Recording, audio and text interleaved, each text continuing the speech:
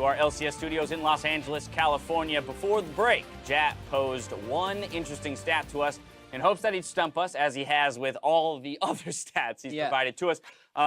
Quick reminder, we did not look anything up. Jack can verify that. It was on our system, but also, you guys argued about, you talked about this. We just discussed for the entirety of the break what our choices were. I landed on Licorice. I'll give you my reasons. The reason is he's played fairly aggressive champions in the top lane, on top of the fact that Jensen, for example, in Game 1 played Zillion, not a very high damage champion. So when we're looking at a % damage dealt, I think Licorice might have it. I had Darshan because CLG's been struggling really hard, and he's mostly been playing carries and had some good early games. Unless I would have told you, you're never going to guess it. I don't think you're going to guess it. It's Solo. Yeah, never. No one would have guessed this. He's played 2 Gangplank games and an Ornn game, but the 2 GP games. And Fabivin, in his 12 kill Azir game, only outdamaged him by like 2,000. Because everyone was sitting in the GP ultimates, and the Rise game where he was up against Phoenix's Azir, he did no damage. GP was like the high damage. You discussed probably like 8 top laners. No one mentioned Solo. That's true. That's true. We discussed almost every top laner but Solo in that break. Now, as we enter week 2, I want to take a look at the global scene and assess what we're seeing in other regions. So when we look at the LPL, the LCK, and even Europe, what are some of these picks that maybe haven't found their way into NA or aren't being utilized to their full potential? Yeah, one of the biggest discrepancies I've seen internationally is how much the LPL picks Vladimir. He's an incredibly high pick ban percentage over in the LPL, and the LPL is also an outlier in average game time. They're about 6 to 7 minutes faster than all of the other major regions, and I think that does help Vladimir excel a little bit. At level 13, he has incredibly low cooldowns with the CDR builds people are going on him, and he has a difficulty finding fights in other regions, but the LPL has been fighting all the time, so he's getting the damage out and being a valuable pick over there. Yeah, I mean, he's also very highly prioritized in solo queue, so if you buy into the theory that the bloodier the game, the better the blood mage is, so that would make sense also in solo queue, Thematically accurate. I like to see that stuff track across the board. What about for you, Mark? What's a pick that you have seen in other regions utilized or prioritized highly? Well, so what's interesting is that it's not just that, for me, it's Gnar, and it's a champion that is played internationally. Everyone understands Gnar is a good pick, but for some teams in North America, and it feels like he's kind of like what you settle onto if you don't get the Vladimirs and the GPs and some of these more carry-focused ones, and you don't want Ornn. But he's actually seen as such a high priority pick in the LCK, just pick all the time. You see the stats down there, 85% pick ban, and that's huge, and it's a lot higher priority on him too. Only Huni in NA is really blinding him early on in the draft. But these are 2 champions that we have seen at least somewhat in the North American LCS. What about a pick that hasn't yet made its appearance here? I have my eyes on Corki. He's starting to show up a little bit, was played in LCK by Lava, got the first pentakill in the LCK with it, showed up in Academy also, and it's a champion that's very interesting because he does kind of use that bot lane room page that we see with the Fleet Footwork overheal, and those are not getting changed in the future with some of the nerfs coming in the bot lane with the Relic Shield and a couple other keystones getting hit. So this is a room page that should be pretty evergreen for a little bit, as well as the fact that it's going to have good matchups. It's a good late game champion. If the games stay kind of slow, he should thrive. Yeah, it's one of those next patch types of things that I think we'd see when Relic Shield gets hit. Alrighty, now yesterday we had a couple of moments that made or broke the game for teams, so we wanted to take a minute to dissect those decisions and deem them a misplay or an outplay. So first up, we have Someday and Impact's 1v1 in the top lane. Let's take a look. Actually, the cavalry call? Yeah, especially since you can do that while you're dead and running at somebody to explode. Ooh, ultimate onto Impact. Pool goes down. Gets himself some damage, and I think he can get out of this one. Tides of Blood trying to get himself a bit more of that cool down. Oh, the slow. And then one more hit. Hyper's going to have to connect once again. Crimson Rush just about to come up. That would keep Impact alive. Someday just under the turn. Oh, he gets him as it comes out. That one I have to say is an outplay from Someday, especially just at the very start, jumping over the wall as Meganarng, not immediately ulting, waiting for the pool to come out. And then on top of that, he landed every single one of his skill shots. He timed his boomerang with the end of the stopwatch. He did everything right there. And it's important to note that Impact played it well too. That's what really makes it an outplay. It's not just that like one person did everything right, but the other opponent, you know, didn't do everything perfectly necessarily, but at least was making really good decisions. That stopwatch timing was perfect as the third hyper proc auto attack was in the air. Yeah, I mean, Impact was trying to predict that ultimate, so smart on Someday to hold it. Next up, Clutch Gaming versus CLG, the team fight around 29 minutes. Let's check out this one. Now Clutch has the bot lane inhibitor down, which makes the Baron hilariously easy to take because there's 2 waves of super minions there. They can look for a fight now. Looking for it now. Q and Auto, they pull the 2 tanks in forward. Apollo gonna go for the ult. Not gonna land this one though, so now an ultimate is missing. Stixate, nice arcane shift away from the Morgana binding. Here comes Solo. And here comes the re-engage. Barrels up. Can he land the chain? Nice shot by Huhi. I think tried to get rid of the barrel. Couldn't quite get that one, but no damage really dealt. Lyra again at 1/3. Two-shot barrage across that 800, but look at that. The black shield preemptively blocks the Sejuani stun, and in about 8 seconds, Lyra's going to go start regenerating back to full HP. Hilariously easy, followed by every missed ability possible. So I think last one was good to illustrate why it was an outplay. This is the ideal misplay. No one was playing that. For everyone, all 10 players on the map. To be fair, they did easily take Baron like 45 seconds. It was a minute later. Yeah, Just not fight at that itself. moment where they missed everything. That was fun to watch. All right, next up, we've got Svenskeren Baron Steel versus Echo Fox. An Ocean Drake, keeping them slightly topped up from every fight they've had that they took earlier in the game. Can Sven do it? One more time over the wall. He's in. 1600, 12, oh, baby! Baron steals the Baron! This one we actually had to discuss for a long time because oftentimes with 5v1 Baron steals, it's almost always a misplay if it gets stolen. But there was enough contributing factors in here to me want to label this an outplay.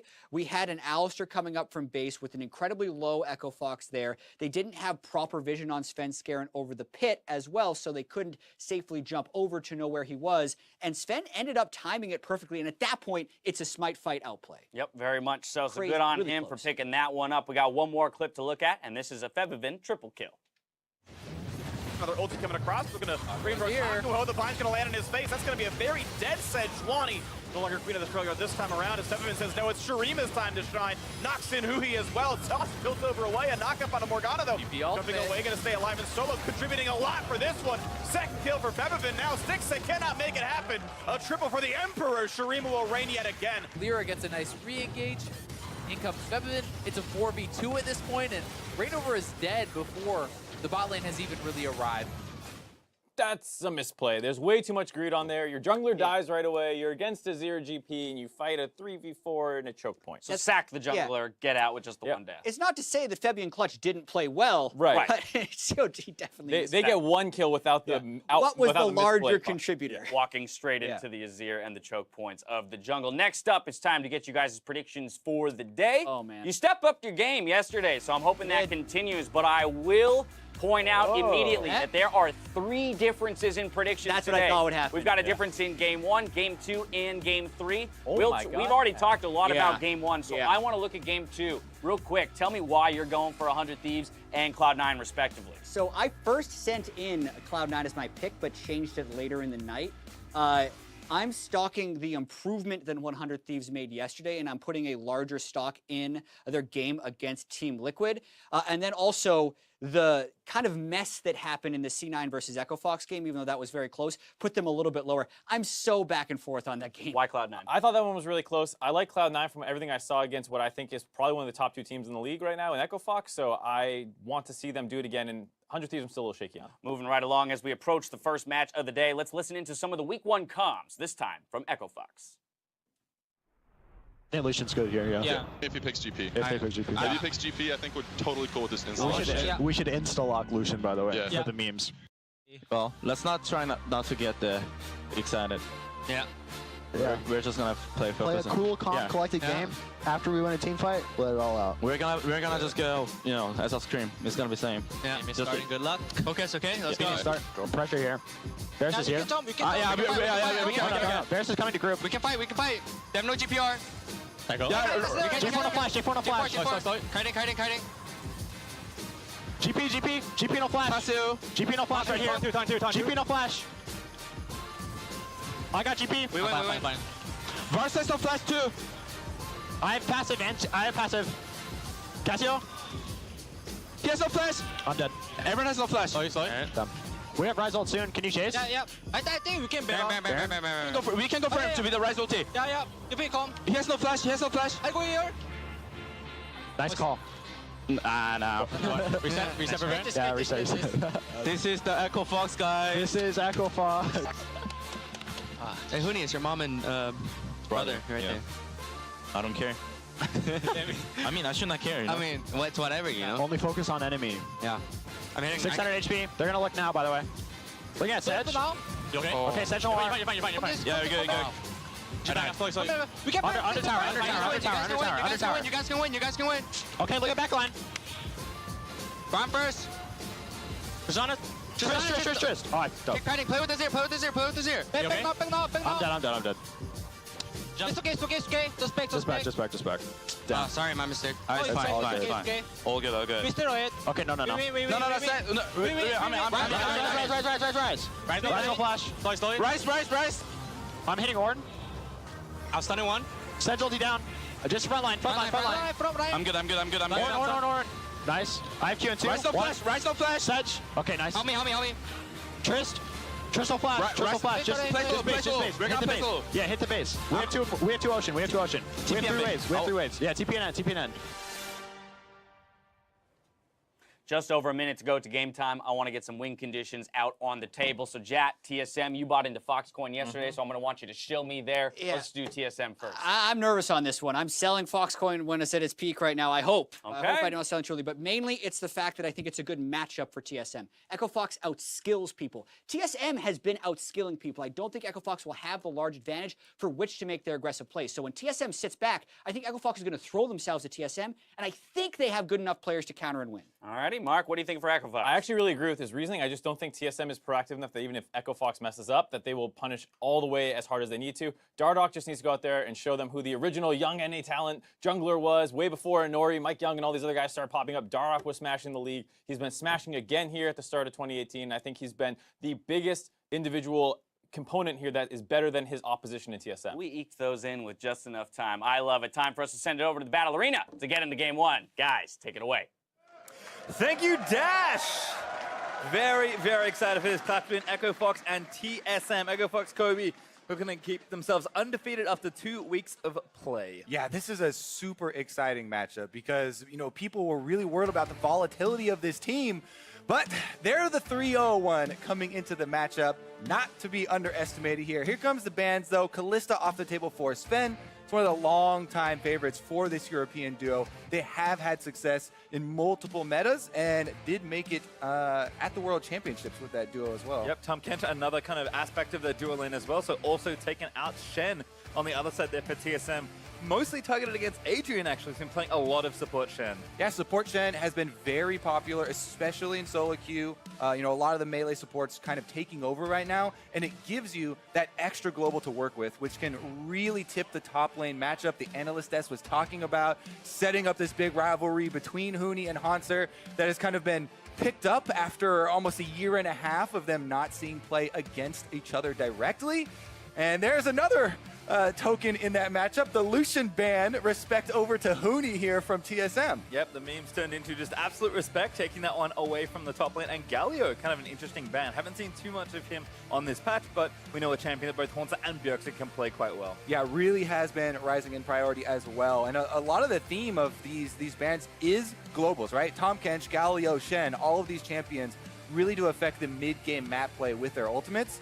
Meanwhile, though, we're going back to the, AD carry premier line here with the Kog'Maw ban, but insta-lock here Zoe for Phoenix. Yep, that's kind of the most egregious pick left open. First pick, Zoe snapped off by Echo Fox, but a decent trade hit for TSM, taking Ezreal, one of the most prized AD carries. And Ezreal is very interesting because it's such a unique AD carry and being one of the most safe that you can really, as a support, leave this champion to farm safely at the turret, just poke away, at the minion wave for a pretty large amount of time, and that would allow Mithy to get more active in the game. Start ganking mid, start making some of those roam plays, and maybe spice up the early game for TSM. Well, certainly in that long game Sven played yesterday, looked good on the Ezreal, but another scaling pick for Fox there. Gangplank going to be blind picked here, and looks like going to make sure to take a marksman, not losing that one in phase 2 of bans, as Tristana is the next hover for Echo Fox. Yeah, Gangplank, one of the most popular top laners across the entire world right now because of the synergy with Kleptomancy or even Grass. We've seen a couple of them, but mostly about building up that extra money and huge areas of control when the team fights, eventually do happen, as the meta right now really does revolve very heavily around these 5-on-5s. Gangplank brings such large zones of control with both the barrels and his ultimates that it's definitely a force to be reckoned with, and you have to really craft your engagements around that champion. So we'll see what TSM go for this time around, because yesterday they didn't draft very heavy engage. It was mostly just from the bottom lane, from Mithy with the Ornn, And they did take a while to end out the game because of that. Yeah, certainly did. I mean, the Malzahar they picked early might help with that. A pretty common pick against almost any mid laner, but can help lock down Zoe, who can be a little slippery.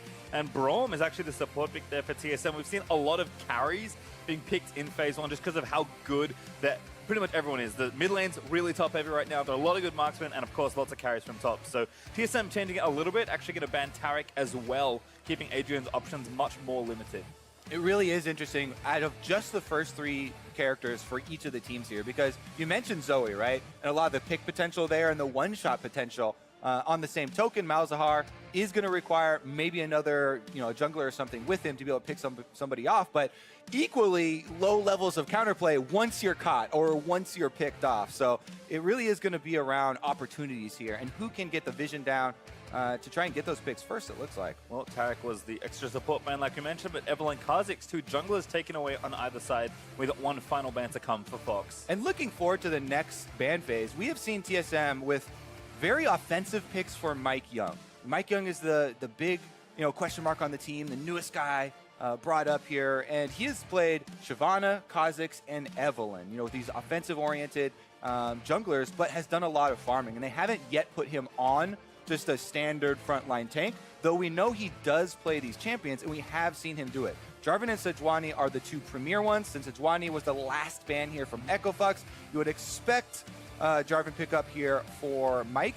And it also does do very well into things like Zoe, right? Everyone's very down on Zoe's offensive abilities because they're so annoying when you do get hit with a sleepy bubble trouble or something, but she is vulnerable to ganks, and especially if you mention the Malzahar ultimate, Jarvan is great at closing that distance. Yeah, I kind of like splitting a difference there between offense and tankiness there for the J4, but I think Zach's the obvious pick for Dardoch, and there's Alistar to round it out as well. So all of a sudden, 2 picks in and frontline there for Echo Fox as well. Instantly lock in some of the best frontline, and the reasons why these are 2 of the best right now, Alistar in the bottom lane, very prominent, can go for kills with Tristana. Like, this lane does have kill pressure, especially with a Zach long-range engaged near the bottom, threatening all the time, and a Gangplank ultimate. So there's possibilities for Echo Fox even playing around a bottom lane here.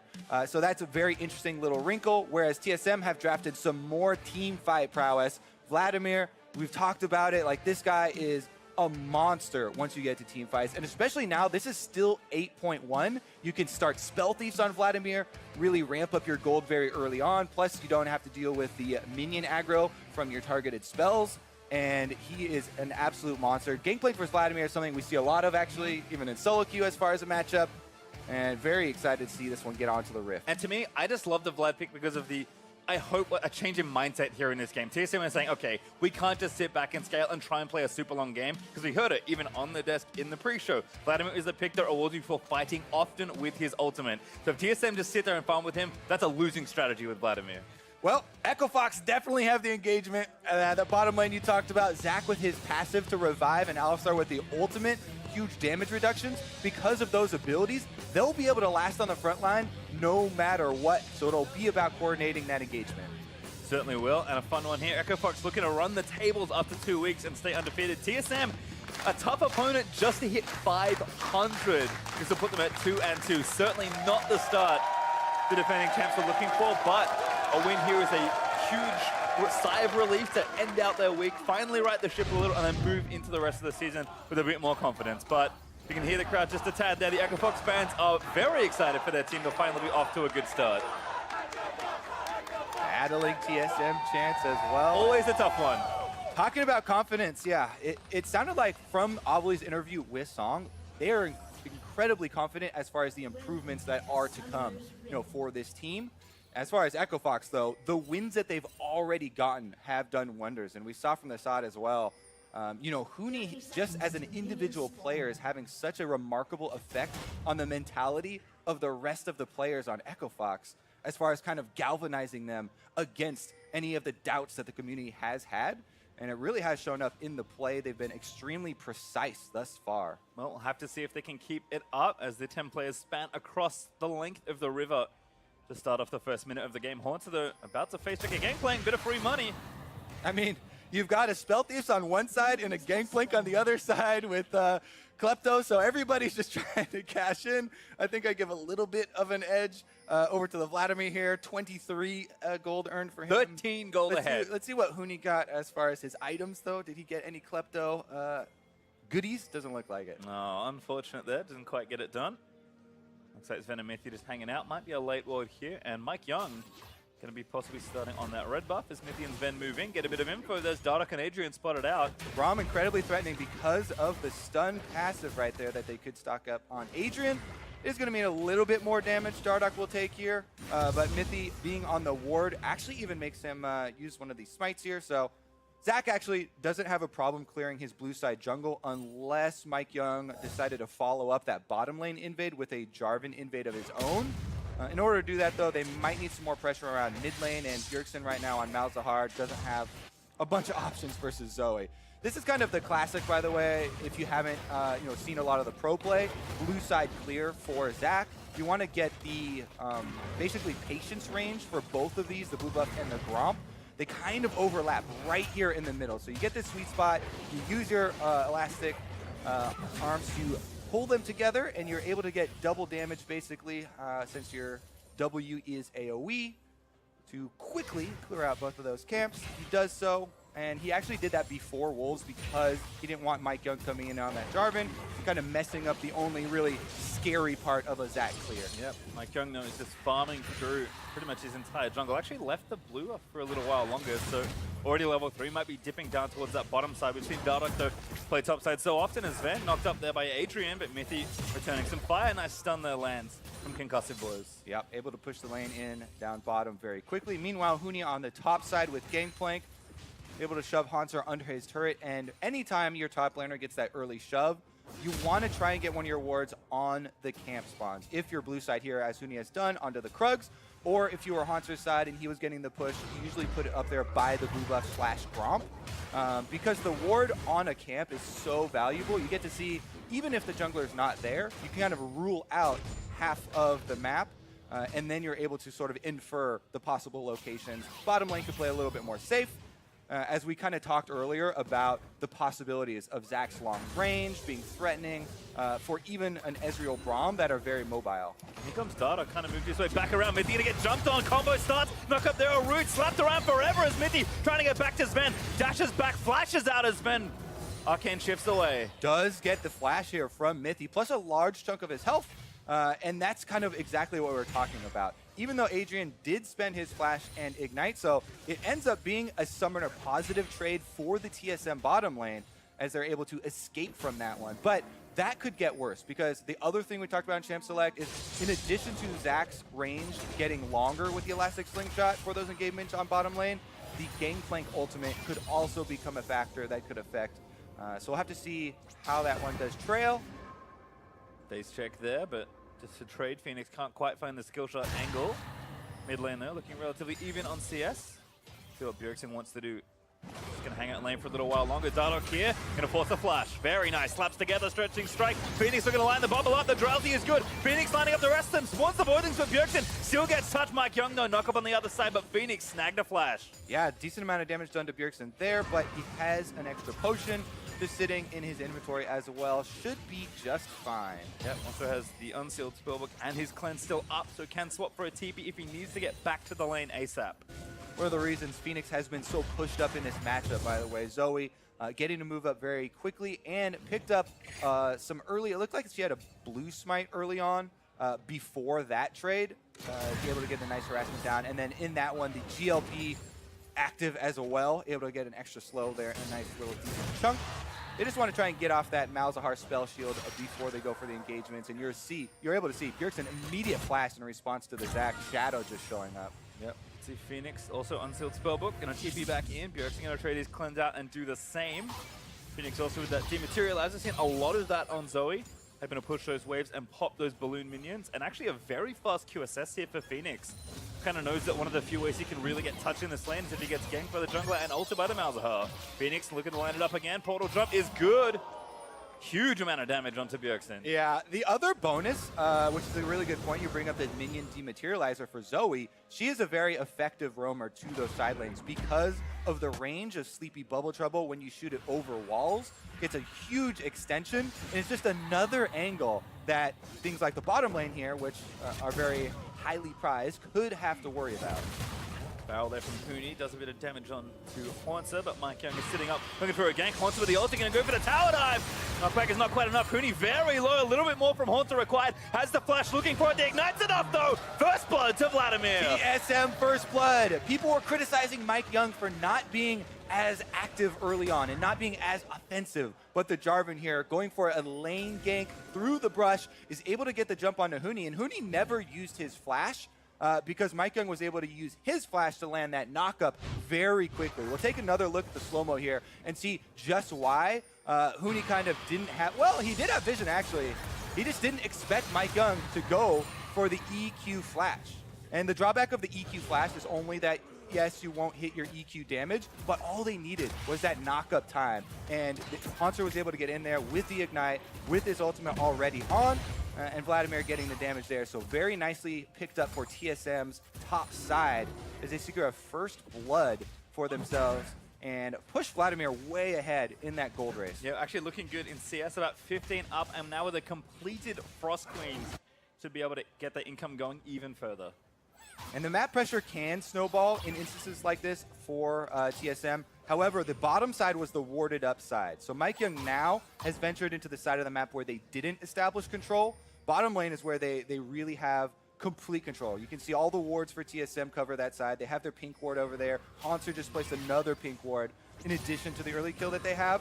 The bottom side is really going to be the side of the map now that TSM have to play defensive on, whereas the top side feels quite strong for them. Yeah, we can see Mike Young pretty much trying to do something mid lane and walk through about 4 or 5 different spots of vision.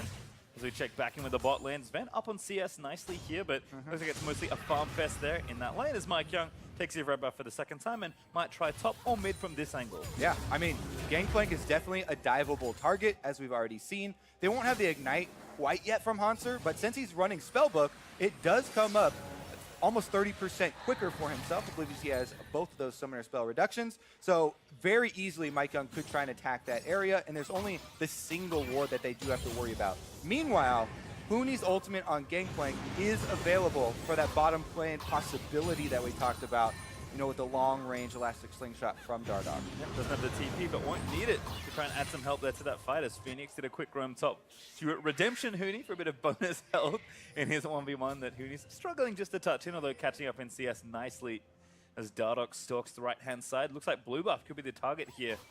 Direction's just been held so far down with his pushing mid lane as Adrian and Altec will enter as well. And this is what you kind of have to do. We talked about how TSM had to play defensively on the bottom side.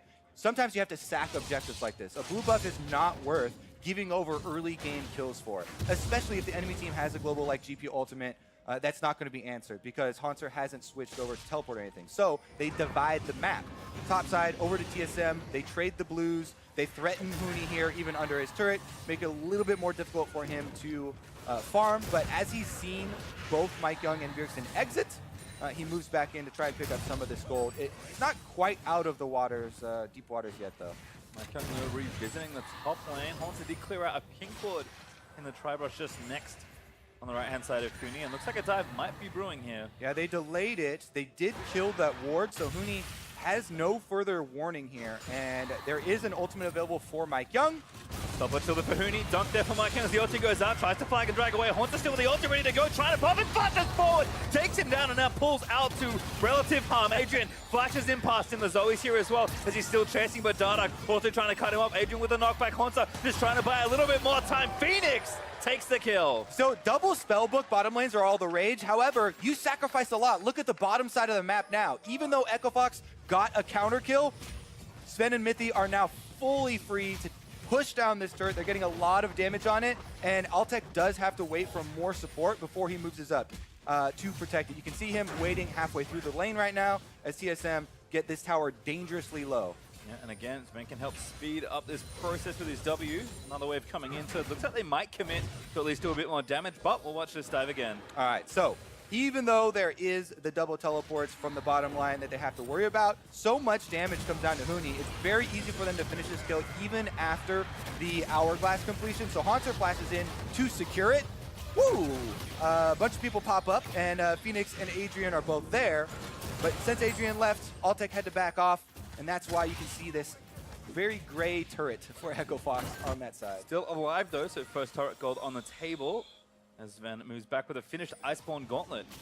Gonna roam back down to that bot side. Phoenix again pressuring onto Bjergsen, but it's a dot on the way through after portal jumping. But again, that teleport play from Phoenix coming through, how constantly these waves being pushed up, and that early QSS he bought. Phoenix just has all the tools to get out of this lane, and Bjergsen, who wants to be moving with his team and getting kills with his ultimate, is kind of just stuck at his turret right now.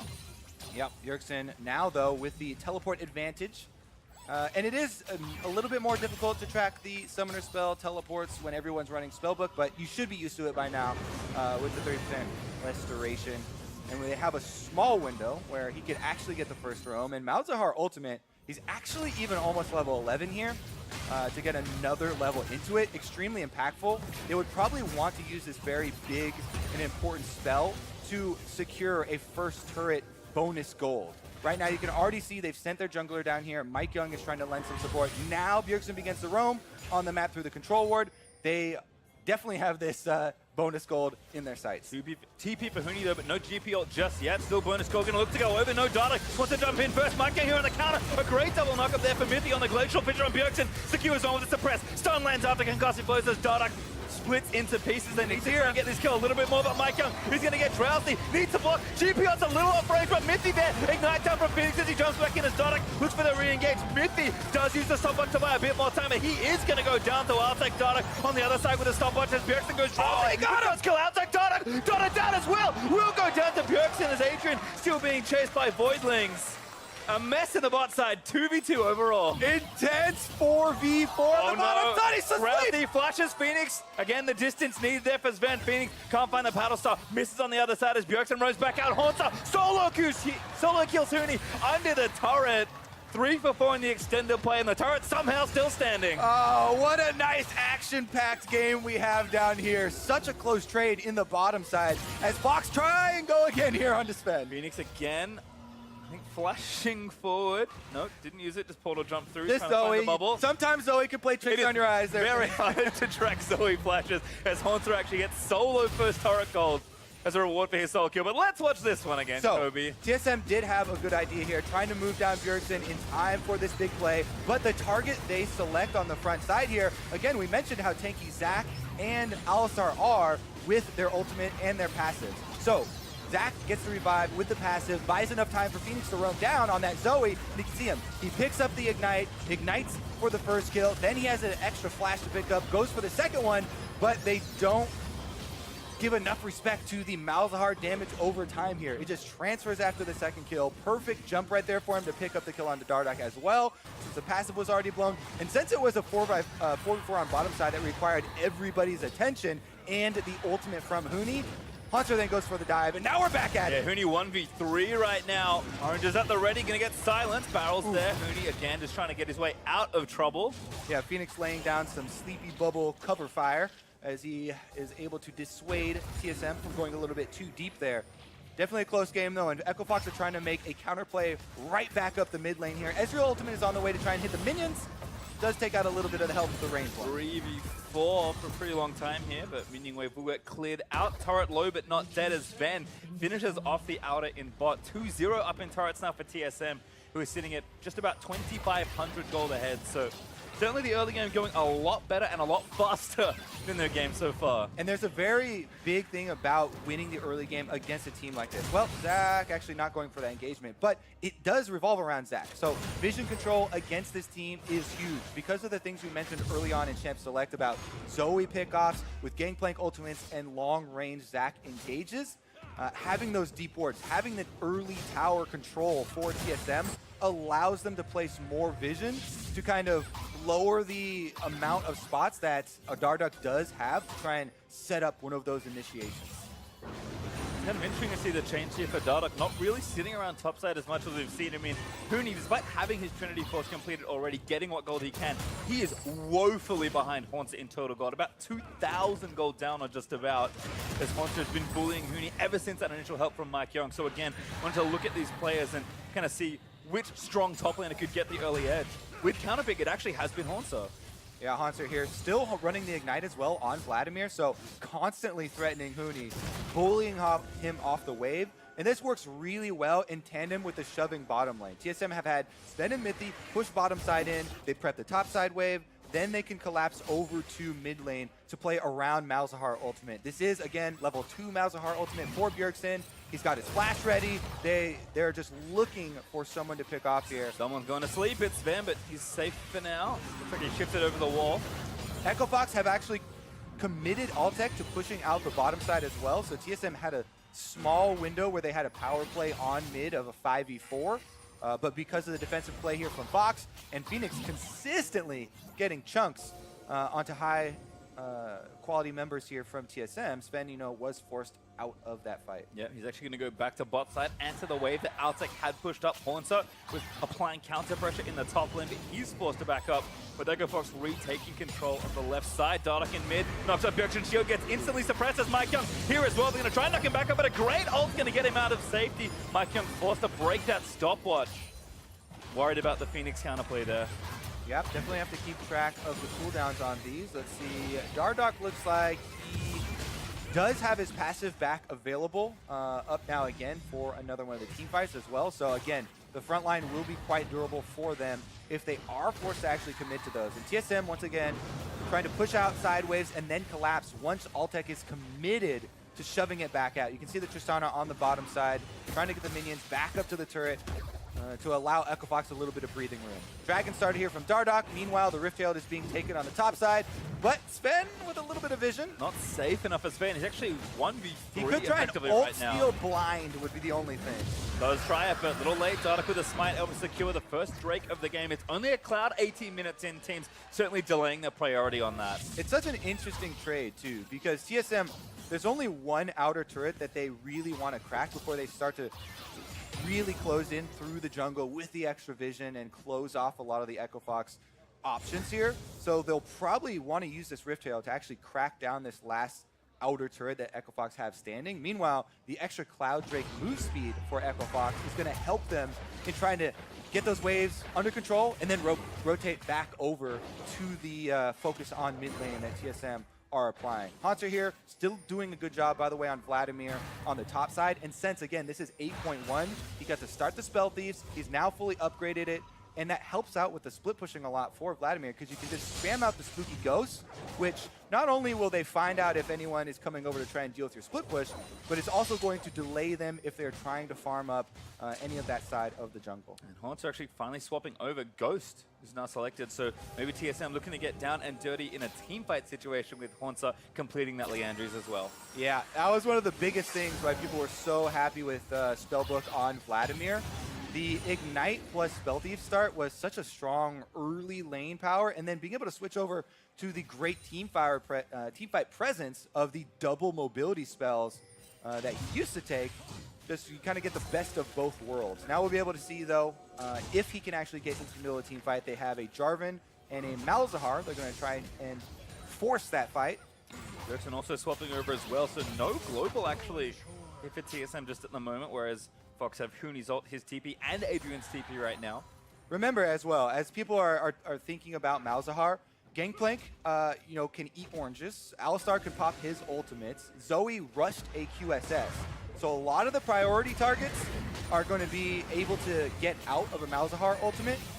Meanwhile, Altec on Tristana is going to have to rely on his positioning to stay away from him. Here we go, though. Rift Herald is going to be able to take down that turret. This is the play that TSM is setting up, but here's the counter coming through. Airborne knockup back there with the last bounce from Dardoch. Bjergsen low, but he just barely gets out of the way. Massive ult from Haunter. Finds so many with a Hemo flag as he's now going to dive back in, and Fox forced to run away. Everyone's alive, but not for that much longer. Oh, and even though Echo Fox have the counter engagement onto Bjergsen and take the Malzahar out of the fight before he even gets the ult, still, the team fight presence of a Vladimir. Mid-game, he's got Proto Belt, Leandries, as well as the Frost Queen's claim already completed, and he just dishes out tremendous AoE, forcing Echo Fox to retreat and concede their last outer turret. That being said, TSM's outer turrets are not that healthy. There are two that are very close to being knocked over.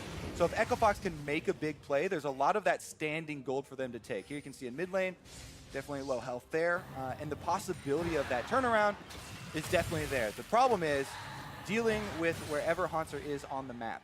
Yeah, he's only getting stronger, unfortunately, for Echo Fox as TSM climbed to almost 5,000 gold ahead after breaking that mid-turret Sven, stopping back up here towards the top lane, so he'll get those minions pushing back. Altec, though, to his credit, has finished those 2 major items in Static Shift and Infinity Edge, so Fox were kind of leaning a lot on their scaling advantage between the Trist and the Gangplank, and even though they're behind, they are still getting gold. TSM, again, I cannot stress this enough, you can't let this game go on for too long.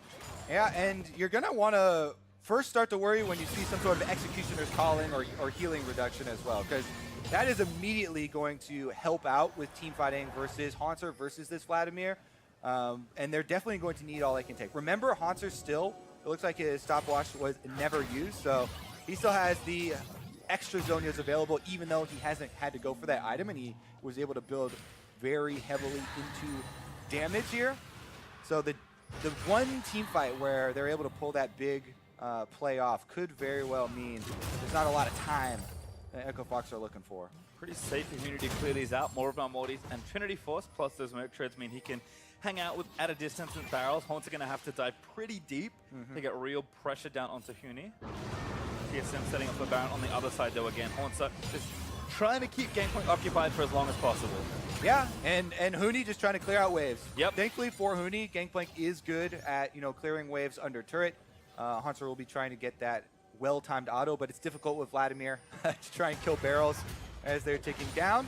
Meanwhile, a Mountain Drake actually does look very good for TSM as far as them having current control of the map with the 3 outer turret lead. If they set up the vision, burn down Mountain Drake, that then gives them a lot of extra pressure around the Baron you're talking about as far as the time that it takes them to burn it down with that extra true damage. Once again, not too much vision here for him, but able to play up knowing that the rest of the team is pretty much on the left-hand side. Meanwhile, while Huni is trying to clear out the waves down bottom and Haunter's trying to pressure him, from Echo Fox's point of view, Phoenix actually had a pretty good early game where he was finding a lot of picks. He was sweeping Trouble Bubble as well as some decent damage onto Sven.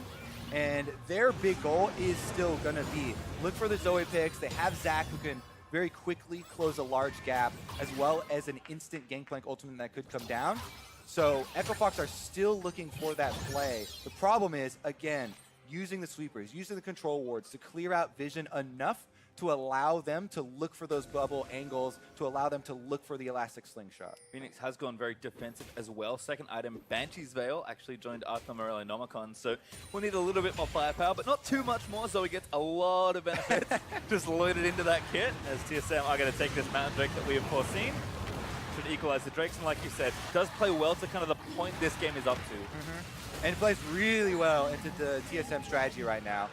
Haunter, though, because he has switched to the Ghost and the Flash to really threaten the teamfight prowess, he doesn't have access to the teleport. And even though you can use Ghost to try and run across the map and join the team, again, we talked about how instant Echo Fox could collapse on a pick.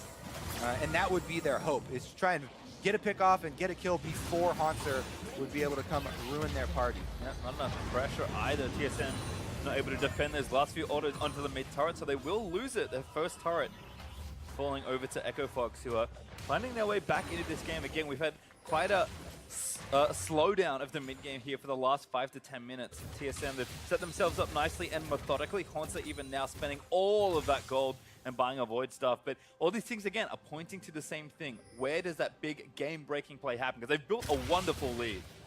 But this isn't enough to win a game yet. They really need to force something big around an objective, and we always think of Baron. Yeah, I don't think they have to be super worried, though. They're not yet. Yeah, they're skilled pretty well as far as Vladimir still has room to add an extra item, but as you're talking about, he's filling up pretty quickly. He's so fed already that he's got not much inventory space available, and again, he wants to use that stopwatch in a team fight fairly soon to actually try and open up that last inventory spot. So we'll have to see. Right now, he's currently, again, split pushing with the Ghost and Flash versus Huni, who does have the teleport in addition to his ultimate.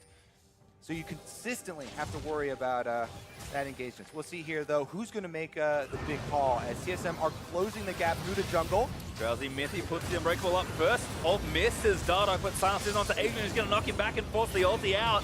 Unbreakable will through, but now Mike Young has to force ulti's way out. A defensive ult from Bjergsen. Sven piling in his Adrian, flashes out from the True Shot barrage, and a lot of cooldowns burnt. Sven even flashes out of that bubble.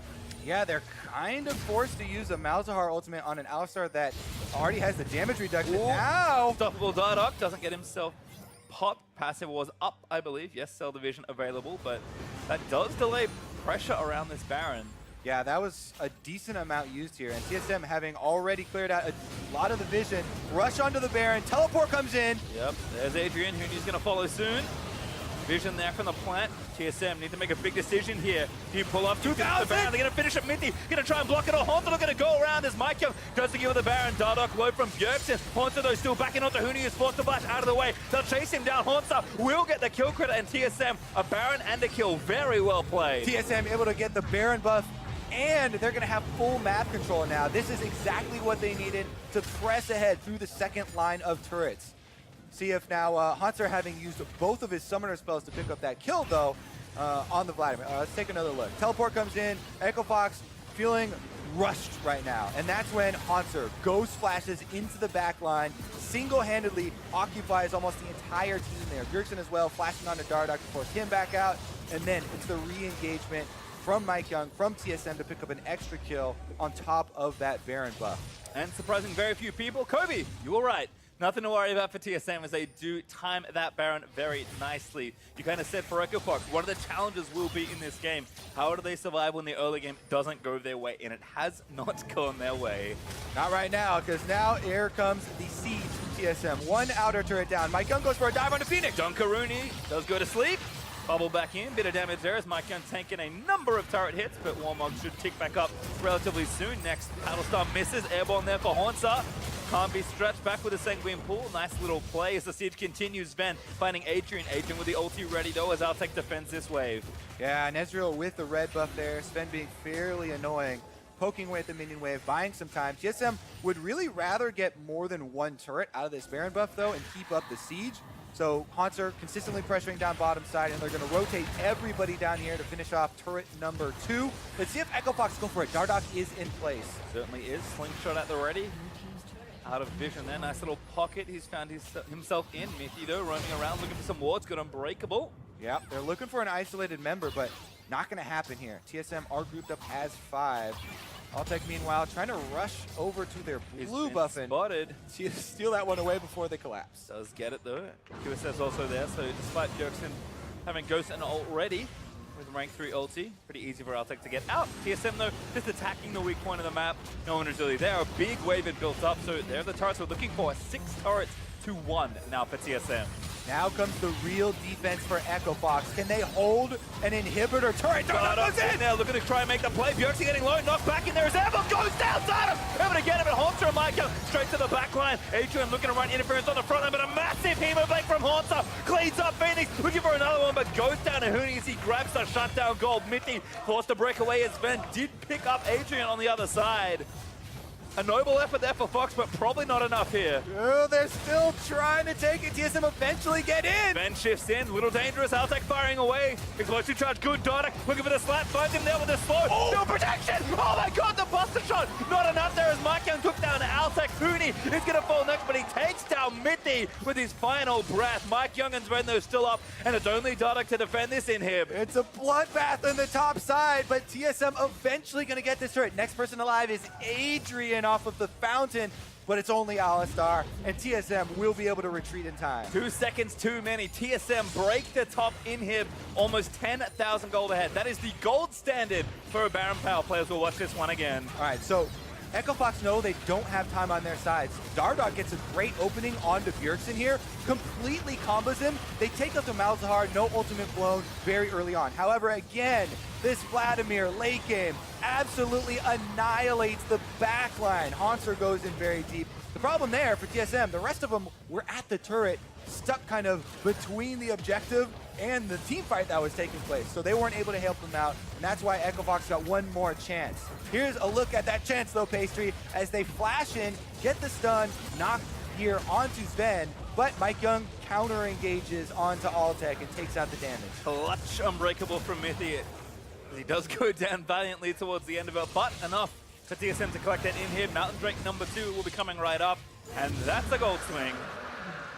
Over 5,000 gold worth of Baron Power. We're 5,000 gold now, and we finally get a little breathing time to look back at how the story of this game went, and it was so interesting how it was set up again, Hanser versus Huni, and TSM actually are pressuring on that top side, trying to kill the gangplank early, which is the most vulnerable state for the champion, you know, using the Ignite. But Hanser now, he's going to get a little taste of it. Pretty vulnerable 1v4. Protoman's out of the way! What a flash from Hanser, still ghosting to save his team. Phoenix looking for it, gets it with the auto. No outplay there, Hanser. Well, hard to outplay Zoe with summoner spells, yeah. as Phoenix is on the chase there and able to get him down. That will go a long way as far as buying themselves some time. But now we'll have an actual intermission because it's 40 seconds on Vladimir, the strongest member there for TSM. So they'll probably stall the game out. And we'll take a look at how this happened for Echo Fox. Oh. There's the bubble, the pick we talked all game about.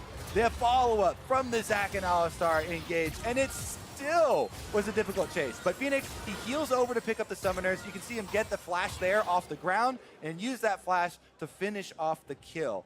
Whew. More than enough Spikles to take down that Vampire. Hanser still dead for 10 more seconds. Baron back up in a minute 20. Remember, top inhib is massive minion pressure there for Echo Fox. So TSM in a prime position to retake another Baron and likely use that to push and end the game. Fox still holding on as they look to scale up and just push this game as far back as they can. Yeah, they're definitely trying. Bank Plank in full activation here. Huni, one more upgrade on the way. It looks like Hysterics will be completed pretty shortly.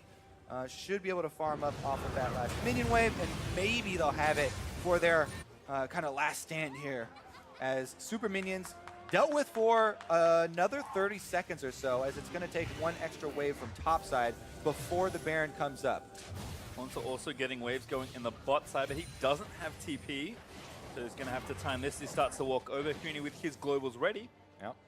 So he can get involved if he wants to, but TSM know they need to grab this Baron. All their prep work is being done. As you mentioned, they force Huni down bottom side. He has TP available though for Echo Fox, and now it's the vision game. They try and clear out as much as they can to force Echo Fox into a bad engagement where they don't get to take that opportunity to land the bubble combo and try and take out one of the key members. Echo Fox here trying to farm up, grab as much experience as they possibly can. By the looks of things, Fox are just going to try and force a fight here at the objective. Vision is decent Not much for them, time. but TSM with enough control. Hanser looking for a flank with Vladimir on top. There's GP ult down. Dardoch looping in, finds Mike Young only, goes unstoppable, drags him back into the team. Mike Young trying to get his way out, ults and flashes out to safety as Adrian tying up Hanser for a little while longer. Phoenix goes in, flashes out of the way. Puts Mithy to sleep, but that's not enough. Hanser going to dive back in as Adrian headbutts him away. Dardoch goes to sleep. He's going to get the passive pop. Sven on the aggression there into Adrian, but Dardoch not long for this world. Hanser able to claim that kill. Adrian looking to just buy some time, but he's dead to Sven as TSM collect 2. Yeah, that team fight consisted of 4 people around Baron trying to fight, and Adrian just trying to keep Hanser away from the team fight as long as he could. But after the after the Q is used from Alistar and Hanser finally got to enter the fight, TSM turn it around, they collapsed, and now they're running it up mid. Yep, no need for Baron. Just going to try and take more inhibs and maybe even squeeze out some Nexus turrets. Nope, they exit instantly with 20 seconds left on the respawns and more than enough time to grab that Baron. They should be able to secure it. Dardoch, yeah, still in the death chamber here for Echo Fox. Man, and TSM, they turned up the speed in this game as well as the coordination, which everyone was harping on about. And as we set up in the pregame, good little turn there, and they were able to play much more around the Vladimir this time around with a second Baron buff here for themselves, an exposed inhibitor on top side. The end game warpath looks very clear. Meanwhile, Echo Fox definitely gonna have their work cut out for them as far as picking somebody off. So if you see on the top right here, Adrian just goes to keep Hanser out as long as he can, but because again, Mike Young's able to delay this so long with his engagement and then exit on the full tank Jarvan, Hunter eventually gets to join, right? And he's got his Ghost on. He's able to zoom in, and they take down the Zac passive. At that point, there's nowhere left for Echo Fox to go except full retreat. And Adrian eventually also paying for it with his life. Yep, couldn't stick around for too much longer as Huni gets away. Push here on the top side. No, cancelled. That was TP out. Tough to see that between that and a recall, but Huni with the right play. Still burns that TP, so not a whole lot left to do on the map. Again, Fox needs to delay for 2.5 minutes. TSM will hold the Baron for this next push. Yeah, it's going to definitely be rough, but we'll probably see Echo Fox make one of those calls like we saw early on, where as soon as TSM showed up on the front doorstep and there was an opening, they take it, right? Because there's not going to be a lot of openings left. There's exposed inhibitors, and you're dealing with a Baroned up squad. TSM looking to play safe.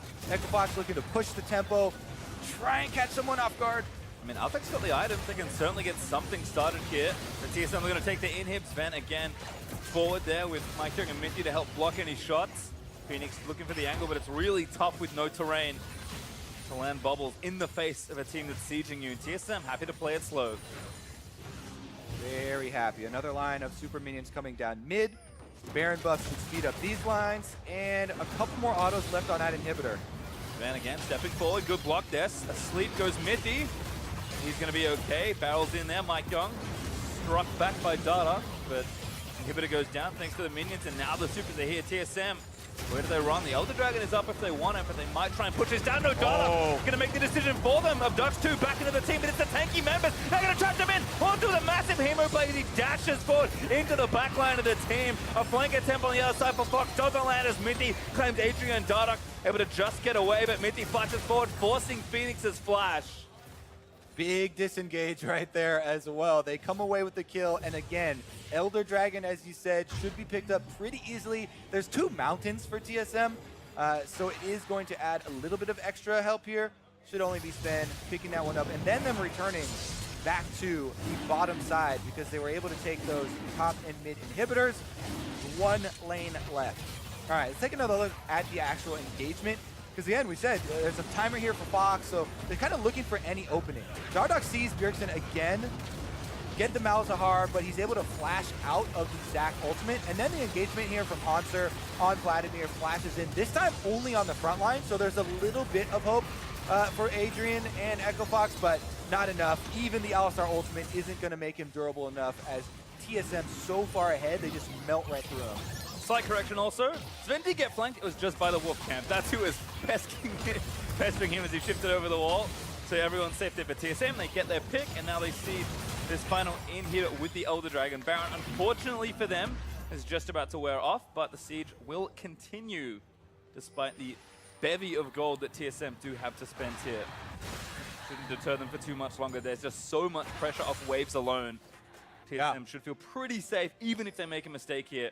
They'll be more than in this game. The wave on top side actually looks to be a double sack super minion wave. So TSM, actually they're going in right now. Yeah, Mike Young locking everyone in the cage here with the ultimate. Dardock's looking to go unstoppable, drags 1 back. It's Bjergsen, but he's just going to silence 3 people, and the rest of it, Altec does manage to take him down. Hunter again, no! Dives out of the Zoe, actually! Bit of a misstep as Mike Young's going to try and take 1 back. They do get Altec. Sven and Minty trying to fight the rest of them as Phoenix grabs a double. The super minions on the Nexus turrets, they can't chase! What? They cannot chase out of the base! They need to go back and deal with the minions! Yep, they do chase now. Massive wave as Phoenix, Huni, and Dardock all going to try and clear these out.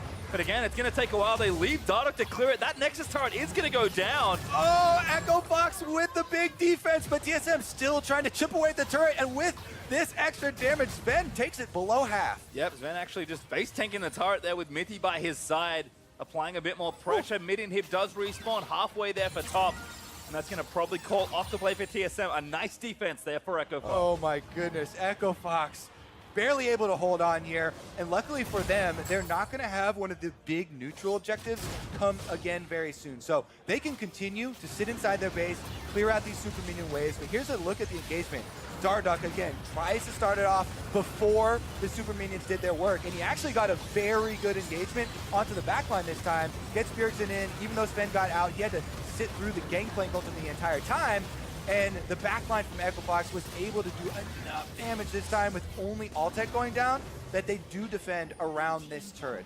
There goes the Zac passive as Darduck was able to get back up and go deal with those Nexus turrets. But Equifox hang on, and they do continue to scale Pastry. Now they're almost all level 18 here, and we're getting on towards that late game. Yeah, builds are filling up as well. Altec especially is done his 6 items, so kind of the carries in the right places here for Fox. Yes, Huni's build isn't super scaling, a lot of lethality here, no Infinity Edge, but again, can still get work done with the right engage. Breathing Room, however, you got about a minute, Kirby, to say whatever you wanted to say, because that's when the next Baron is spawning. Yeah, I mean, ideally, with Huni, if he continues to get gold, he can switch over to a crit-oriented build, but as of right now, he wants to keep the full effectiveness of this lethality. Because if you get a good barrel chain, you know, late game Gangplanks, doesn't matter how fed the AD carry is if they aren't building any defense. Like this is full offense, and it is an Ezreal very difficult to land one of those chains on.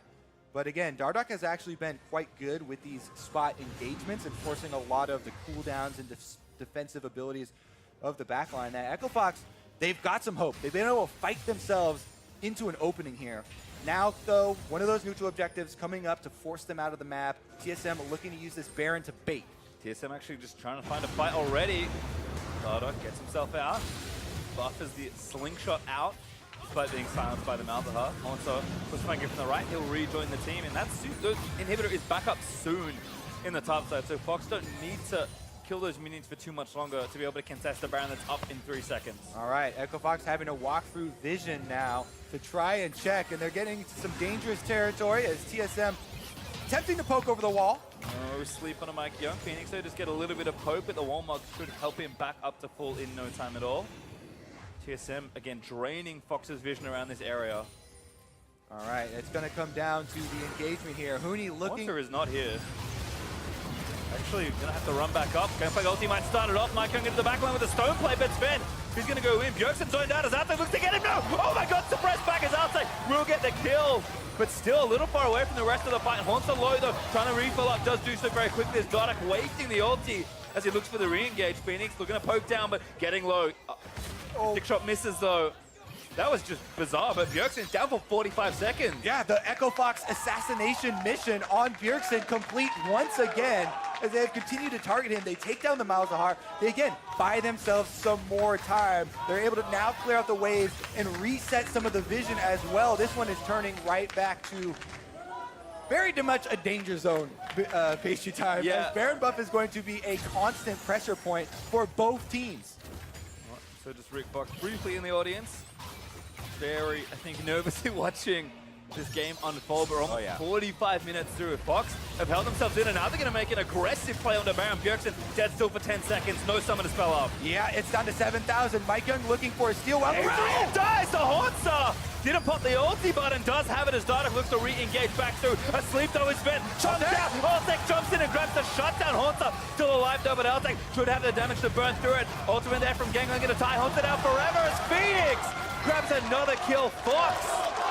Bjergsen is alive, but he's heading to the minion wave down bottom, so TSM have made the call to give this one up, or have Mike Young play a suicide mission here to try and steal it. The rookie was known for heroics when he first joined the LCS. Altec though going to run interference. Mike Young going to try and get back in, but that flag's too far away. He's going back! The flag's going to look for a buster shot from Altec. Gives Fox the Baron. Oh my goodness, they fought themselves back into it. Now they've turned the tables. Baron buff on Equifox, full range Tristana, late game Gangplank, Zoe getting the picks here, and this is a look at the 4v5. Adrian does get annihilated early, but again, that opens up Equifox to chase down Sven. You look at that bubble, it lands, they're able to crit him right out of the bubble as well, and instantly take down the TSM 80 carry. Without that extra damage threat, everyone turns to Haunter, they take him down, and Equifox regaining control. And as quickly as I said, he looked nervous. Rick Fox is fired back up. As Equifox have found new life here just as we approach the 45-minute mark. 0 damage for Adrian in the last team fight. Didn't need it. Bjergsen also adding a bit to that one. Of course, he was dead. And now Fox on the offensive looking to really take some of these turrets back in. A 6-turret difference, but that will not last for long. Equifox showing some cool and some late game poise. TSM going in onto Adrian. Put in the Cataclysm, but Adrian pops the ulti, going to try and buy a little bit more time. Stun back up. by the Braum passive as Mithy lets it go. Glacial Fissure scores a field goal. He falls asleep. Unbreakable up. Lock it. Oh, Hanser goes in. Yeah, looking to make the aggressive play. Draining Adrian of all those health. A big hemo back. Hanser takes down Adrian. Gets a lot of his life back as Phoenix tries to find the poke. TSM now with a power play, 5 versus 4. That's 50 seconds left on the Alistar. There is no large objective up, but they're running down mid lane to the exposed inhibitor, and they should be able to use this 5-on-4 to take down one of the inhibitors. This is still a very big advantage that you can get with just super minions adding that little bit of extra pressure. Barrel chain still a very big threat though. It's inhibitors too, Kobe. If something goes wrong, TSM might take both. Oh. Altec has to play carefully. One inhib's going to go down. That was almost a guarantee for TSM. Will they stay for more? What a big play from Hanser to open this up. There's only now 17 seconds left on Adrian. And you got to think that Echo Fox is going to pull the trigger again as soon as that Alistar is up. They do have flashes on him. Yeah, he'll be zooming down as well as TSM will try and take the second inhib. Hanser frontlining for a little bit. Altec is just letting Mithy have it. Unbreakable is up, but the inhib does stay up. Yep, Adrian's alive, so they can't commit to this. And Echo Fox barely defend inhibitor number 2 on the top side. All right, well, next bit of pressure coming in a minute 20 as Elder Dragon is up. Still a minute on they're the sticking Baron around for and actually Fox. pinging for the rush here from TSM. All right, looks like the bait was taken there by Fox. They'll rush out and they will not be able to defend this. Hanser but they engage could cost them. Gangplank ulti as Dardoch dives into the tipping. It's interrupted by Mithy. Stunned to the front line, knocked up by Mike Young. And overcommit perhaps as Dardoch is just going to live. The passive finally pops. Altec though takes down Hanser and Fox. Going to try and turn it back around. Mithy blocking what he can. Silences they dive in, but Dardoch straight into the team. Looks for the abduction, doesn't find it, goes back and aggressive. Mike Young getting low on the other side as Phoenix. Unstoppable takes down Mithy. A trumpet from Altec. He barely lives from the crits. Phoenix looking for blood, trying to find the runners from TSM. What an incredible scramble here. Mike Young still has to run though. Phoenix is on the chase. Picking up again. Sven also completely caught behind. That was so crucial for the reset. And then oh no, minion wave. Rooney does what he can. Oh, he redirects the cannons. Rooney saves the inhib. Less than 100 life, Kobe. Oh my God, 3 inhibitors is saved there. Rooney doesn't let the last one go down. Elder Dragon is on the table though, and TSM have control of the map. Scuttle Crab will give them extra vision as well as the speed boost, but Echo Fox have the numbers. Mithy still 20 seconds in the death chamber means that Echo Fox should be able to get the extra burn damage despite losing most of the inhibs. Just dead for a little too long. Mithy still 10 seconds away, and that's Elder Dragon easily over to Echo Fox. There's so many key plays to point out in this fight that you can't even say them quick enough. A sleepy bubble landed onto Hanser there after the re-engage, and that allowed Echo Fox to turn the fight around as they bursted him down, even though it looked like TSM had gotten the early pick there and burned. What an incredible late game here, and now Echo Fox with late game, Infinity Edge now on Gangplank, Infinity Edge and fully ready Tristana with 6 offensive items, no boots, they've been sold, have plenty of threat. They've finally scaled up Pastry, and you get your late game dream. Well, the gold that is now basically irrelevant as everyone fills up their inventories is very close as Fox have clawed all the way back into this game. They were 10,000 gold behind with TSM having a second Baron, and they have held on for the last 20 to 25 minutes. Still problems though. That last inhib is sticking out like a sore thumb. Still problems. The inhibitors are the key advantage for TSM right now, trying to work with these super minions to try and whittle down the last one in bottom lane here. Now, Huni does such a good job of clearing out minions on this Gangplank, and we mentioned how great he does scale into the late game. Him as well, 6 offensive items, doesn't have any boots, is able to blow those things up, and you can see him in top side, waiting to use his teleport as well as the ultimate. TSM though looking for someone. They're gonna find Dardoch.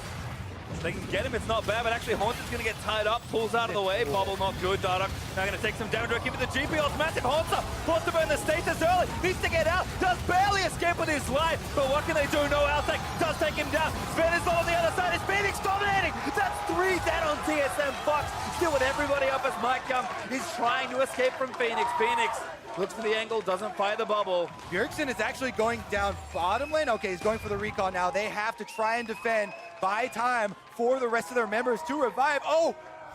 hasn't fully completed the recall. Is he going to go for some high ninja moves to try and take out the inhibitor first? 2 recalls for TSM. I mean, Fox are looking to end the game, Only right? 1 completed. Mike Young is sticking around. Bjergsen back there, going to try and clear out these waves. Silencer's back on. Mike Young, he needs to cut off the minion wave so that they can't take off the armor from the turret. All right, he's done it. Now he's got to get out. Adrian going to chase him down. That's a pretty swift Alistar with a Cloud Drake. Mike Young, the Flag and drag not complete. Stun lining up for the passive. Phoenix looks for the bubble, doesn't grab it, but Alistar should be more than enough. Mike Young, Flag and drags out. Warmox needs to work overtime if he can get out in time. A barrel. Convenient there for Huni to speed him up. There's the slip. Flag and drag miss. Mike Young goes down. Oh, he doesn't get the EQ over the wall. I think the range was a little bit moved. Sometimes if you put the flag into a wall and it's over 50% through the wall, it will get nudged to the other side. However, you don't get afforded the same extension on your Q. Your Dragon Lance only extends a certain range, and if the flag was moved out of that range, then you don't complete the combo. So that's often what it is. It's not a misclick.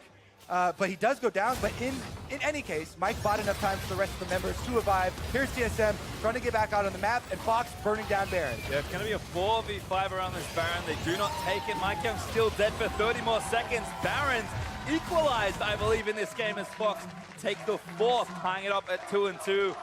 And 1 inhibitors respawn. The top one should be back up soon. It's actually back up right now. Echo Fox have finally gotten this game to even. Yeah, I mean, TSM, the options are actually becoming limited for them now because of the scaling you mentioned for Echo Fox, and they've been able to buy time for all their inhibitors now to finally respawn. So they have constantly been dealing with the extra pressure of supers pushing from TSM. Now TSM actually have to get a little bit creative because Echo Fox have been the ones with the good starts to these fights, and it's very easy for their damage to follow up on Dardoch's engagements. All right, here they come straight up through the front line. TSM actually recalling from the bottom. It looks like they're going to have their last stand defense at mid. Yep, don't talk for too long because Echo Fox will start a team fight if you do. Action-packed has been the story of their games all weekend long. These big ultimates and the passive exact that we talked about are so crucial for the frontline engagements of Echo Fox. In the late game, you can't compare items, defensive items, to these defensive abilities. And they've been able to utilize those to get those openings. TSM, though, clearing out the minions with very little health left off this inhibitor turret. And again, not a whole lot of options for them to start a fight. Haunter with a flank could do it. Mike Young with an ult could as well. And maybe Mithy, but it's tough with Glacial Fissure and no other setup. Fox right now with a Baron buff for 2 more minutes, and Dardoch free reign to start fights as he leaps forward. Forces TSM back for a little while longer. Bubble up in siege mode. Mike Young dives in. Bit of a mistake. Goes airborne. Now it's stop loading. Pops the stone plate in time. GPL down, doing a lot of good damage to Haunter. Is trying to find the angle on the Hemo plate. Dodge. Keeps him out, but Mike Young low. Very, very low. Too low. Yeah, a bunch of frontline health and abilities traded there, as well as double summoners on Altec. These become extremely crucial, as the next team fight could very well be the end of the game. Well, Low is not dead, was Warmox ticks back over for Mike Young, so I would say a pretty positive trade actually for TSM, just based on what is important right now, this late into the game. But again, this game is somehow all tied back up. With a minute and 10 left on Baron buff, Fox might be able to force something on the siege, but my best guess is we're going to either next Elder or next Baron, because I don't think Fox can do too much with the minute they have left. All right, well, they're going to try and make a liar out of you, Pastry, because they're headed up the mid lane, and Dardoch's got vision. He's already prepped. Maybe one last Baron empowered. Siege here for Echo Fox again. Can take their time.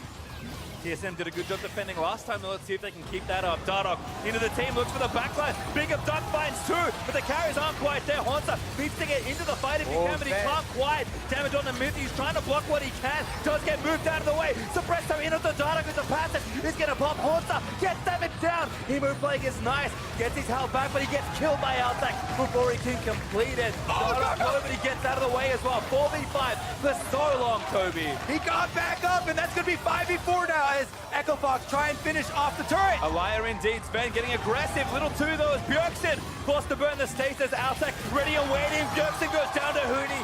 In hit falls. This could be it, Kobe. Yeah, they're trying to finish it up. 5 members of Echo Fox strong with the cannon minion up mid, but TSM fighting valiantly. Mike Young dives back in, just trying to buy the the time. Stone Plate pop.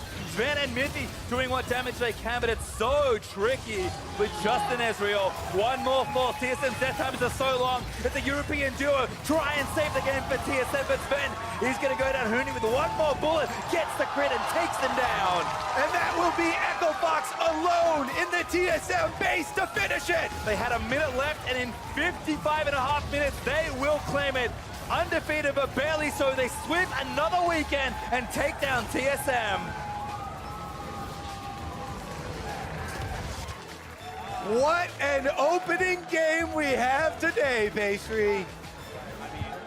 And it's so funny to think how differently these teams played based on the early signs we had seen in the season. TSM playing faster, trying to push the game, or looking much more coordinated. And Echo Fox not off to the same early game lead, not able to snowball through top lane. Huni got pretty much destroyed for the first 30 minutes of that game, thanks to Haunter and Mike Young. And still, what coordination and composure for this young team, relatively speaking, as far as how long they've been playing together, to take a win versus TSM.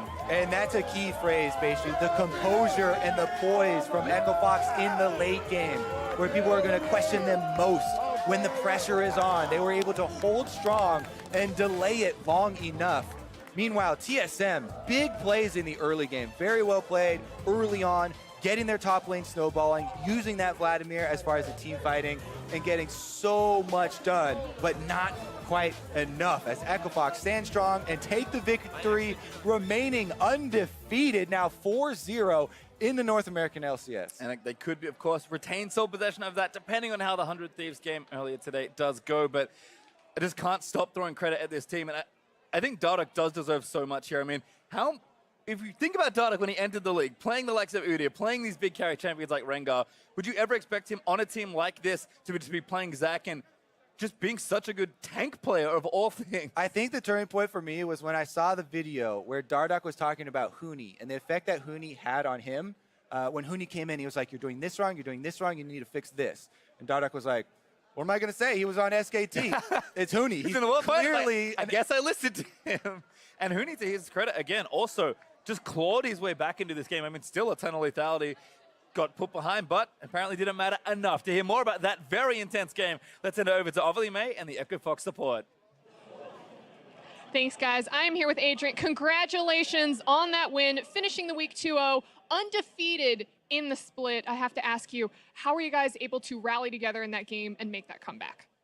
Yeah, like, even when we fell behind, we talked that we could always come back because TSM mid-late game was really weak when we see previously because they were really slow with their actions and like they let us come back really easy. So we were really confident coming back in if we were behind. I want to ask you a little bit about the bot lane duo. You and Altec, you've played together for a while now, and you guys have been super successful. So what makes your bot lane so great? I think we just have amazing synergy, and like we always want to do the things together because we're just really good at the game, and we like playing with each other. And these games are definitely exciting for the fans to watch. Yesterday, Dardoch said that he was having a lot of fun with the games. Are you having fun with the games? And if so, does that affect your play at all? Yeah, I'm definitely enjoying myself. Like, this is a really fun meta. It's not really fun, but like, our team is really good, so we're having fun because we're not scared like other teams, and we make plays when we can. So yeah, it's been really fun for Echo Fox. Well, I want to ask you a little bit about TSM, the opponents that you guys played today. You played against them last year as well. With all the new changes, is the TSM that you played today, do you think, an upgrade or a downgrade from last year? I still think it's an upgrade. I just think it will take a long time to get together because I think they're just having miscommunication problems right now. So I think by the playoffs, they'll be really strong. Well, thank you so much for this interview. And to wrap up the games, we're going to hear it from the State Farm Analyst Desk. Thank you very much, Avli. A lot of confidence in the TSM squad from their opponents in terms of where they might get by the end of the split. But, Jat, we set up the win conditions for these teams. What happened for TSM? Things were looking so good for so long in that game. Get a favorite matchup top lane. Echo Fox will fight you when you're ahead. Then you'll win those fights, right? Right. Guys? Those two things happened. The two things you laid out happened, but there was a breakdown somewhere. There was. Dardoch played out of his mind. Maybe not right away, but later on he started smashing his late game was disgusting on the Zach, but I kind of want to work through the game as it pertained to these win conditions. So let's go straight to that top lane. Let's look at this Vladimir versus GP matchup. This is how I think the GP should be punished by a lot of teams with the Vladimir and with a little bit of ganking early, because as soon as you hit 6, there's not much the GP can do. I think Huni misplayed that a little bit because he had stopwatch and flash up, but once you get that lead, Haunter at a 7-minute Frost Queen's plane, you just get a bunch of extra gold and continue to punish. And that's the thing, continue to punish. So even though he saved his stopwatch, you're saying, well, he has flash and stopwatch, so even if he went down, he can save it for later. But the Vladimir's too far ahead at this point. He starts getting solo kills once what you saw CLG kind of try and do yesterday, where you start flipping attention down to the bot lane. They just didn't execute down the bot side from CLG. Here, TSM was getting leads in the bot side after getting Haunter super far ahead, dominated Huni for taking that blind pick GP.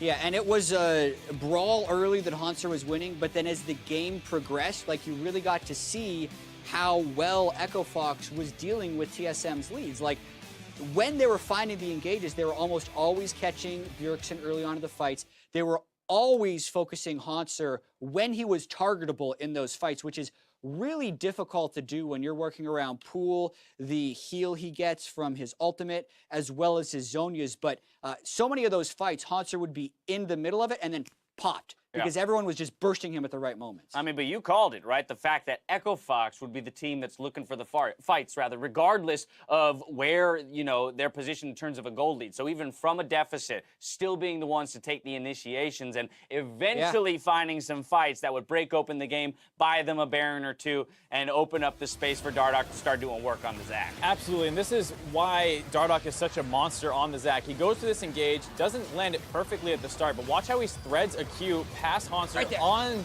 to Sven, who has no ult or flash available anymore, tries to shift out. He's already dead. Now Haunter is alone. Front line's completely abandoning him. This is after that they picked off Malzahar Bjergsen at the start of this replay. So overall, once they kind of stabilized the game a little bit off of a bot lane defense, every single time it was Dardoch starting things off and finding key members. And even if he didn't necessarily pull them into his team, he out frontlined the entire side of TSM. There was never a time where Haunter lived longer or Mike Young was living longer. Yeah, it felt like it too. And I mean, Huni recovered. Like, that is why I think as well so many people are still willing to early pick the Gangplank, because even if you're getting blasted early, like, you're getting your gold, you're getting your items, and then he was a beast in team fights, seemingly taken to a sliver of health every single time, and never dying and continuing to stay in the fight. That brings us to the final fight. Of course, the game did extend for a fair number of minutes afterwards, but one more time, an extended brawl here to close out the game for Echo Fox. Just reminding, that's Dardoch into a turret. He pulls the front line. You think maybe it hasn't worked, but then just they reestablish their own front line so quickly. Bjergsen never able to get a fatal ultimate off. And here, this was super perplexing to me, right? No one is actually focusing the Zac as much as they should, because I think they're expecting a teleport from Huni, but it never comes in. And at that point, Echo Fox just keeps the pressure up. Yeah, I mean, Zac effectively one-man zoned that fight. The whole team. For a solid 40, 30 to 40 seconds. Yeah, and once his Warmog starts going, gets starting healthy again, jumps right back on Bjergsen. They get that kill, and he keeps leading them to these kills. Good, pretty good play out of Phoenix over the course of this game. I wouldn't say it was ideal, but it shows the strength of the champion and why a lot of people don't want to leave Zoe up. You don't even really need to play it optimally to find a lot of kills and damage over the course of the game. He was a big factor in stalling the game out until Dardoch was the one kind of carrying them. So it was a good show by the mid-jungle duo of Echo Fox yet again. Yeah, and how many of those elastic slingshots are right on the money by Dardoch time and time again. Phoenix had a pretty good performance on Zoe. We were actually saying it was one of the more, quote, underwhelming Zoes, but you look up, he has the most damage on the team, had probably the best KDA as well. So he was landing enough really clutch drowsies in team fights to pull it over the top. And, I mean, looking at the goal graph of that game, absolutely a squandered lead by TSM. This is a game that should have been a win after 35 minutes. Yes. This is a situation where we are somewhat critical of TSM's aggressiveness and playmaking. They had a pretty huge lead at 22 minutes, and Jad and I were like, hey, if they get a Baron before 30 and start pushing down some inhibs, that's great. And they did exactly that. So it felt like they were 100% on pace for this game before it just started coming off the rails as Echo Fox picked the fights, and they were always the one picking the fights. You never saw the Jarvan Malzahar blow somebody up after catching them out of position. Yeah, and there's two elements to this, right? As even Adrian alluded to in the interview, TSM clearly is slow in the late game. And Echo Fox is the fastest team at making decisions and sticking to that call. So going for the Baron, jumping for those fights, it did not work to their detriment this game. It was to their benefit, and that's why they won. Yeah, I mean, you heard yesterday in the player stream, Huni always yelling Baron. They find that one pick off on Huni was shot calling the game from the player lounge, which was fantastic to hear. But you can see how that kind of energy and the quick thinking that Huni can bring to a team can really help propel a team forward when it comes to taking advantages. Up next, we've got Cloud9 versus 100 Thieves. That game starts up after the break. We'll see you soon.